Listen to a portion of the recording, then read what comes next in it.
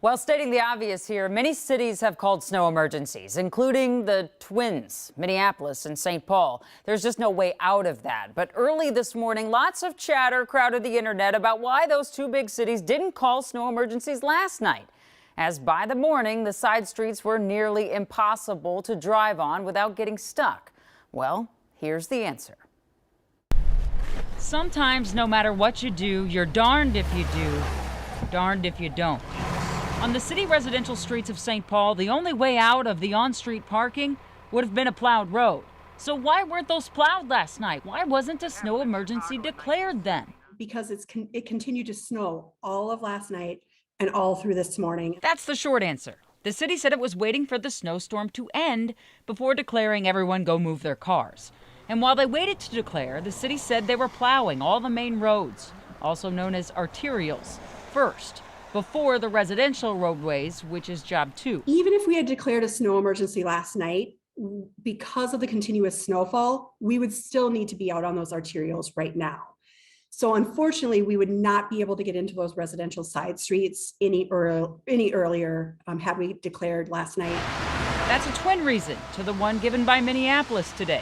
That city declares a snow emergency at the end of a snow event, not smack dab in the middle of it. In the middle of it, which was last night and this morning, the city said they were plowing those main roads with every crew they said they had. So what about the highways, you ask? Well, everybody likes to be an armchair quarterback, but it really is more to the equation. MnDOT said they had all plows on deck as well, but when the storm is dumping a half a foot on top of a half a foot, We have no instant fix for what's out there in Mother Nature. And I think as a traveling public, we've gotten really accustomed to just having everything ready and able for us to use. And so it does become more of a challenge when Mother Nature is kind of winning the game. That's why they begged of us last night and today not to drive if we could help it. They said they had to have room to get work done on the ground, even when it kept coming from the sky. These men and women, many of them have worked 24 hours out of the last 36 just to clear roads. That's 12-hour shifts every day until the job is done. And certainly we've had some weeks already where that's 4 and 5 days in a row. The moral of the story might be that maybe nobody failed here. Maybe we fought the storm and the storm won. We fought the storm and the storm won.